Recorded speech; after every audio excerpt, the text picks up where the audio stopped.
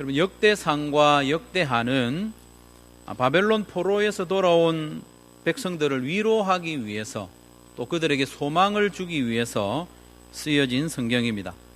포로에서 돌아와 보니까 예루살렘도 그렇고 성전도 그렇고 또 유다 모든 이 땅들이 황폐해져 있는 겁니다. 그래서 얼마나 낙심이 되었겠습니까? 낙심한 백성들에게 위로와 소망을 주기 위해서 하나님이 함께 하셨던 예전에 다윗 왕이 다스릴 때 그리고 솔로몬이 다스릴 때 이렇게 흥왕했었다, 그런 소망을 주기 위해서 역대상, 역대하를 기록한 것입니다. 오늘 본문은 역대상의 마지막 장입니다. 역대상 29장 1절부터 9절까지는 방금 말씀드린 대로 성전을 건축하기 위해서 다윗 왕과 백성들이 기쁜 마음으로 또 감사하는 마음으로 재료를 준비한 내용입니다. 단지 재료를 얼마나 준비했느냐, 목록을 이야기하려는 것이 아니라 그들이 드렸던 그 마음, 자원하는 마음, 감사하는 마음으로 드린 그 마음을 소개하고 있습니다. 다윗과 온 백성들은 즐거운 마음으로 드렸고, 드린 후에도 우리가 이렇게 드릴 수 있었네, 거기에 감사하고 또 드릴 수 있는 마음을 주신 데에 대해서도 감사하는 내용이 오늘 본문입니다. 그런데 여러분, 성경에 보면 여러 인물들이 나오지만 다윗만큼 그 내면이 밝고 유쾌한 인물은 찾아보기 어렵습니다. 물론 다윗도 시련의 세월이 적지 않았습니다. 하지만 시련의 세월 가운데서도 다윗의 내면은 늘 밝았습니다. 유쾌했습니다. 그리고 행복했습니다. 다윗은 늘 노래하는 모습을 보여주었는데 시편의 절반 이상을 다윗이 기록할 만큼 다윗은 늘 깊은 묵상과 감사와 찬양의 사람이었습니다. 그래서 다윗에 대한 기사를 읽을 때면 다윗이 막 쫓겨다니는 장면을 볼 때에도 그 내면에서 평강이 넘치는 것을 보게 됩니다. 다윗이 행복하다는 것을 느끼게 됩니다. 뿐만 아니라 다윗을 통해서 하나님도 기뻐하신다는 느낌을 받게 됩니다. 그러면 도대체 무엇이 다윗으로 하여금 이렇게 내면이 항상 밝고 찬양이 넘치고 행복한 삶을 살게 했을까? 그리고 그를 바라보시는 하나님도 기뻐하시고 행복한 것이 무엇 때문일까 생각을 해보았습니다. 그것은 바로 다름이 아니라 감사 때문이었습니다. 감사함으로 바울의 심령이 행복했고 다윗의 심령이 행복했고 그를 바라보는 하나님도 기뻐하셨습니다. 여러분, 감사와 찬양은 같은 맥락의 단어입니다. 찬양은 하나님의 능력과 영광에 온전히 초점이 맞추어져 있다면, 감사는 그 하나님의 능력과 은혜를 받은 당사자가 하나님께 올려드리는 찬양이다, 그렇게 보면 되겠습니다. 감사는 은혜 받은 것에 대한 반응이다, 그렇게 보시면 되겠습니다. 어쨌든 다윗은 감사의 사람이었기 때문에 자기 자신이 행복할 뿐만 아니라 하나님을 기쁘시게 하는 인생을 살 수 있었습니다. 사랑하는 성도 여러분, 감사하는 성도가 됩시다. 감사하는 성도가 되었으면 좋겠습니다. 꼭 그렇게 되었으면 좋겠습니다. 한번 따라하겠습니다. 감사하는 성도가 됩시다.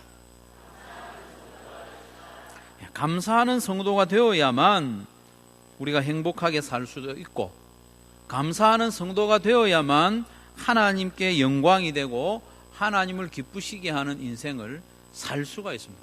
감사 안 하면 안 됩니다. 그런데 이렇게 생각하는 분도 들어 있을 거예요. 나도 다윗처럼 왕이 되면 감사하지. 나도 다윗처럼 왕이 되어서 먹을 것, 입을 것 걱정 안 하고 넓은 궁궐에서 살면서 내가 말 한마디 하면 모든 사람들이 다 따라주면 감사하지, 감사하지 못할 게 뭐가 있는가, 이렇게 생각하는 분이 있죠. 내가 원하는 대로 일이 잘 되고 내가 가지고 싶은 것 다 가지고 성공하면 감사하지, 왜 내가 감사를 못해, 이렇게 생각하는 분이 있죠.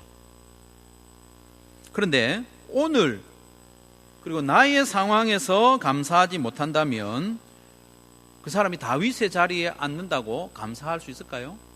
그렇지 않습니다. 다윗과 같이 왕의 자리에 앉아도 오늘 감사하지 못하는 사람은 감사하지 못합니다.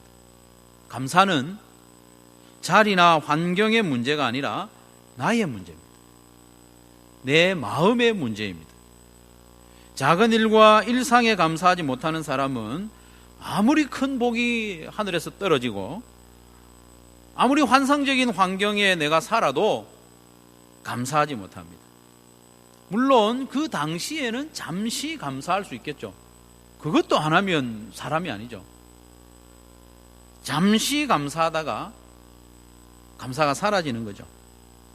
그러면 다윗은 어떻게 이렇게 한평생 감사하며 살 수 있었을까? 그것은 하나님의 은혜를 기억했기 때문입니다. 감사는 기억함으로부터 시작됩니다. 다윗의 감사는 하나님의 은혜를 잊어버리지 않고 기억하는 데서부터 비롯되었습니다. 신약 성경에 보면 감사하다라는 단어를 헬라어로는요 유카리스테오라고 합니다. 여러분 들어보셨죠? 유카리스테오. 유카리스테오의 기본적인 의미가 뭐냐면 호의를 잊어버리지 않는다는 겁니다. 호의 그리고 은혜를 잊어버리지 않는 것이 유카리스테오고 그것이 바로 감사입니다. 은혜를 잊어버리지 않은 사람이 하는 것이 감사입니다. 다윗이 그랬습니다. 다윗이 하나님께 감사하며 찬양할 수 있었던 것은 그가 받았던 은혜들을 잊어버리지 않고 잘 기억했기 때문에 감사할 수 있었던 거죠. 사실 역대상 29장은 제가 너무너무 좋아하는 말씀입니다. 특별히 11절부터 이어지는 이 찬양과 감사는 너무나도 은혜롭고 나도 이렇게 하고 싶다는 마음을 늘 가지는 말씀입니다. 11절부터 14절까지 우리 같이 한번 다시 읽어볼까요? 우리의 고백으로 한번 읽어봅시다. 시작.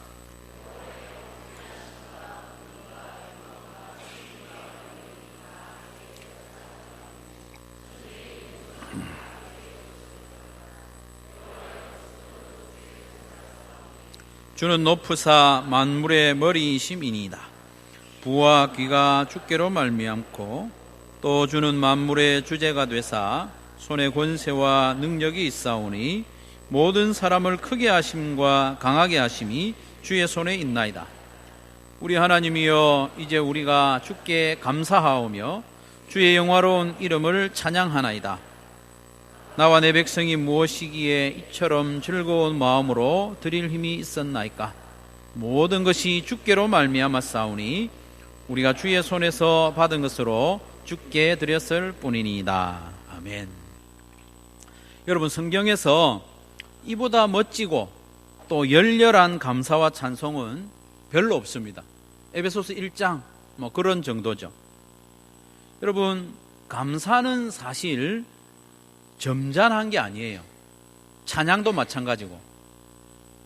우리가 방금 너무 좀 점잖게 읽은 느낌이 있는데 감사하다라는 이 구약 성경은 야다라는 단어거든요. 이 야다는 손을 뻗친다는 거예요. 손을 왜 뻗칠까요? 주세요 이렇게 하려고 뻗칠까요? 이게 아니고 열렬한 표현입니다. 북한의 동포들이 김정은 동지가 나타나면 막 열렬하게 일하는 것처럼 하나님 앞에서 열렬하게 손을 뻗치고 흔드는 것, 또 열렬하게 또 이 손에 무엇인가 채워서 드리는 것, 이게 감사합니다. 감사와 찬양이 비슷하다고 했는데 찬양은 할랄이죠. 할랄. 할렐루야 할 때 그 단어입니다. 찬양하는 것도요 그 의미를 가만히 살펴보면 점잖게 하는 게 아니에요. 할랄은 미친 듯이 노래하는 거예요. 그래서 찬양한다고 하는 것, 감사한다고 하는 것은 점잖은 게 아니고 아주 열렬한 겁니다. 사실은. 그래서 손을 쭉 펴면서 하나님께 감사하고 찬양하고 이 손에 무엇인가 채워서 하나님께 드리는 겁니다. 그러면서 다윗은 어떻게 찬양하는가 하면 위대함과 권능과 영광과 승리와 위엄과 주권과 천지에 있는 모든 것이 하나님께 속했습니다. 이렇게 찬양하죠. 부와 귀가 하나님께로부터 말미암고 사람을 크게 하시고 강하게 하심도 하나님의 손에 달렸다. 위대한 권능, 영광, 승리, 위엄, 주권, 부, 귀 이런 모든 단어를 총동원해서 다윗은 하나님을 열렬하게 찬양합니다. 질적으로 찬양할 뿐만 아니라 모든 양적으로도 풍성하게 하나님을 찬양하려고 이 모든 단어를 다 동원하고 있는 것이 다윗의 마음입니다. 그러면서 그 하나님으로부터 받은 은혜에 대해서 다윗은 감사하고 있습니다. 감사. 모든 것이 하나님께 속했고 하나님의 주권에 속해 있는데 그것들이 하나님으로부터 자기에게 임했다는 것입니다. 그래서 다윗은 자기에게 있는 모든 것이 그리고 하나님께 이미 드린 것들 앞에서 하나님께 드렸죠. 드린 그 모든 것이 본래는 하나님께로부터 왔다는 겁니다. 그래서 이 모든 것이 하나님 거라는 거예요. 자기가 하나님께 드린 것도 하나님 거고 자기에게 남아있는 것도 다 하나님 거라는 겁니다. 그런 찬양과 감사가 오늘 본문입니다. 이처럼 다윗은 자기의 왕위와 자기가 가지고 있는 모든 권세와 재물 이런 것들이 다 하나님께로부터 왔다. 그것을 기억하고 있는 겁니다. 이걸 기억하고 있기 때문에 감사할 수 있는 겁니다. 잊어버리면 감사할 수 없습니다. 여러분, 중요한 것은 오늘 본문에서 다윗이 하나님을 찬송하고 또 열렬하게 감사하는 이 시기가 언제이냐 하는 겁니다. 이 시기는 이미 자기 아들 솔로몬을 왕으로 세운 이후입니다. 그렇다면 다윗이 왕위에 오른 지가 무려 40년이나 지난 때라는 겁니다. 이게 중요한 사실입니다. 여러분, 40년 동안이나 왕으로 지낸 사람은 자기가 왕인 사실이 감사할까요? 무덤덤할까요? 예? 무덤덤한 거예요. 40년 동안 왕으로 지냈기 때문에 당연하게 여깁니다. 40년 동안 왕궁에서 지낸 사람은 왕궁의 규모나 화려함 이런 것들이 감사하지 않습니다. 당연한 거예요. 그런 일이 있죠. 우리도 열심히 일을 해서 자기가 원하는 반듯한 집, 넓은 집, 잘 가꾸어진 집으로 이사를 딱 가면 얼마나 기쁘고 감사한지 모릅니다.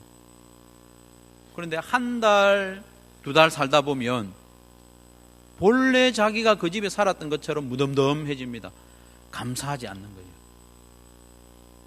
40년 동안 왕의 음식을 먹은 사람은 진수성찬이 감사할까요? 당연할까요? 당연합니다.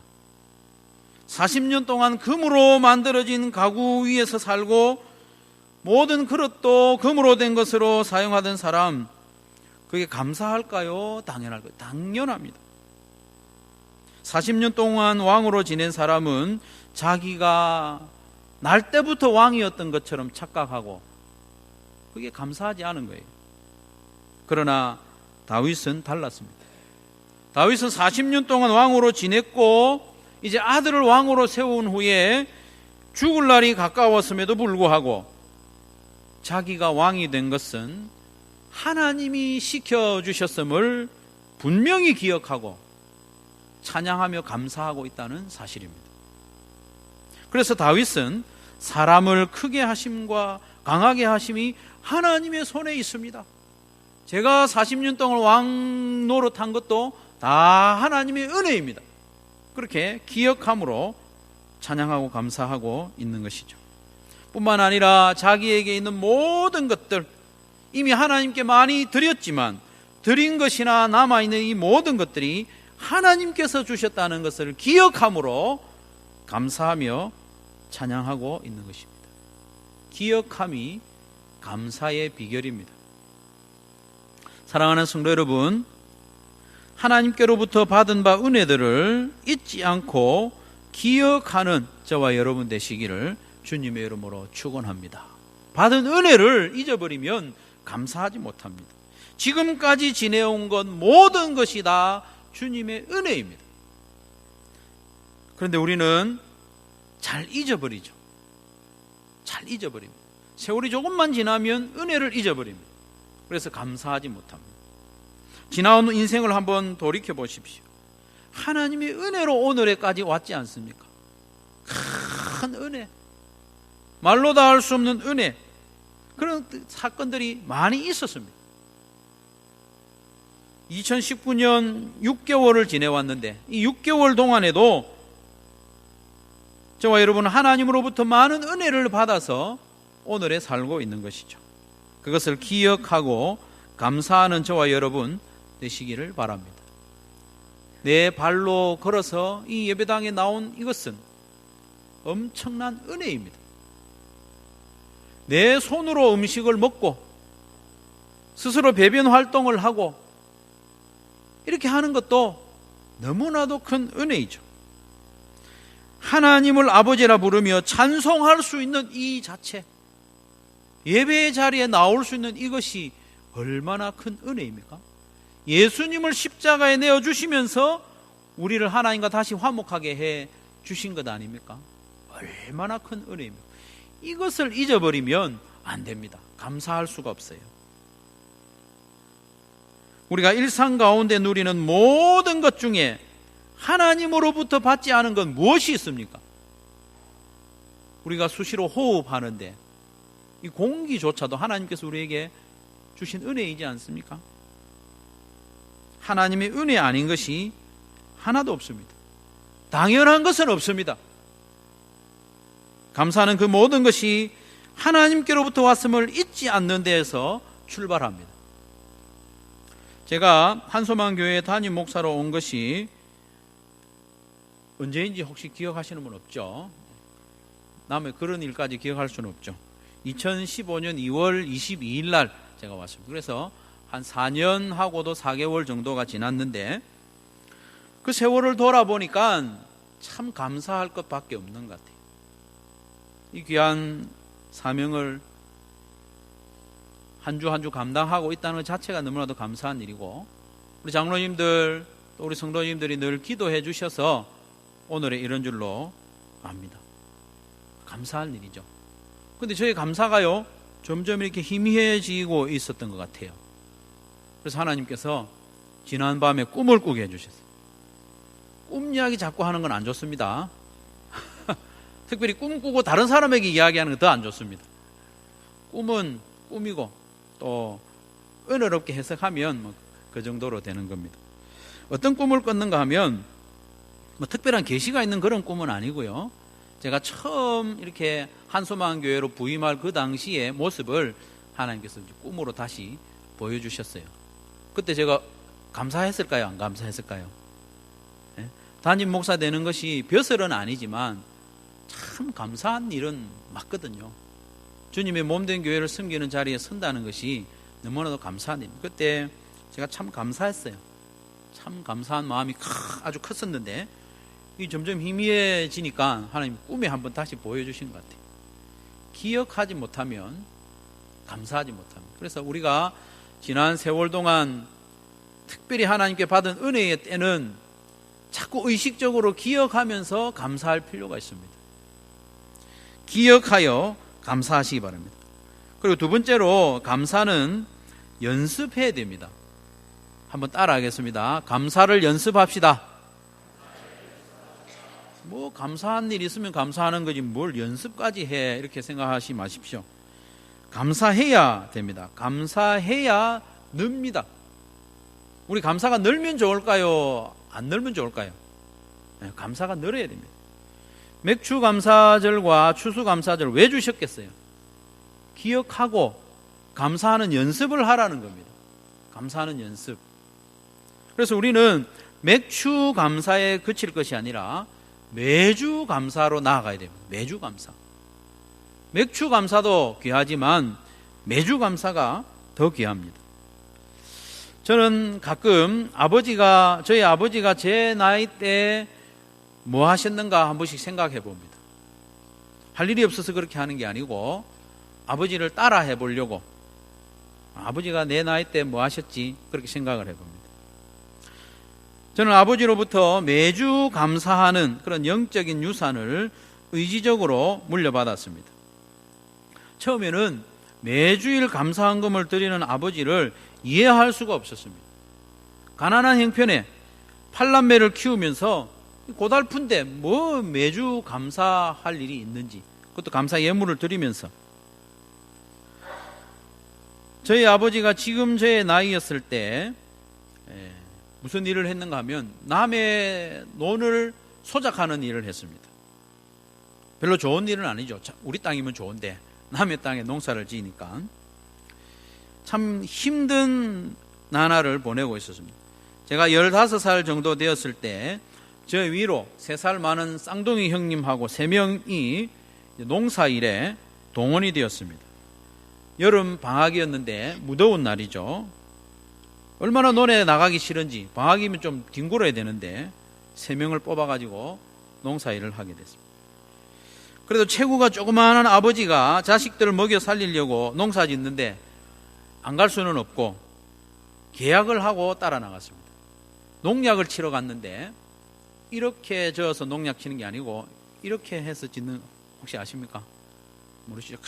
큰 고무 다라이에 농약을 풀어놓고 한쪽에서 논 옆에서 이렇게 저으면 아버지는 이제 긴 줄에 연결된 막대기를 가지고 구석구석 농약을 치는데 오늘은 4통만 치면 집에 온다, 이렇게 했어요.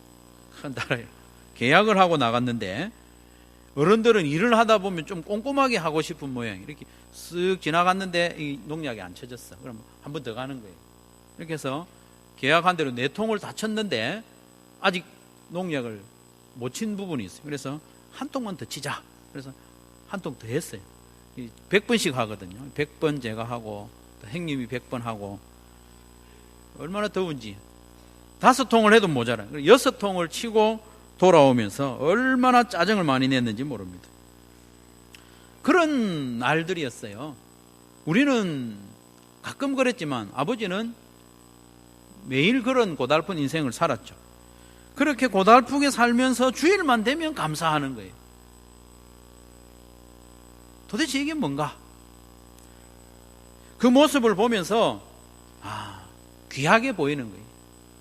감사하는 연습을 하는구나. 나도 그럼 따라해야지. 철들면서 사역을 하면서 매주일 감사하는 연습을 저도 따라하고 있습니다. 어떤 주일에는 감사헌금 봉투에 감사 제목 적는데 시간이 좀 걸려요. 너무 많아서 그런 게 아니고 기억이 잘 안 나서. 감사할 일은 많은데 기억이 잘 안 날 때는 확 생각을 해야 되죠. 그렇게 하면서 받은 바 은혜를 잊어버리지 않는, 그래도 기억하려고 하는 연습이 되는 것 같습니다. 우리는 감사하는 연습을 하지 않으면 점점 더 감사를 안 하게 됩니다. 그래서 감사하는 연습을 해야 합니다. 여러분의 행복을 위해서라도 감사하는 연습을 해야 합니다. 연습을 해야 늡니다. 여러분, 자동차를 구입할 때 중요하게 고려하는 것이 몇 가지 있죠. 디자인 자기 스타일에 맞아야 되고, 또 가격도 적당해야 되고, 또 한 가지 중요한 점이 뭐가 있을까요? 성능이 중요하지 않습니까? 그 성능이라고 하면 연비죠, 연비.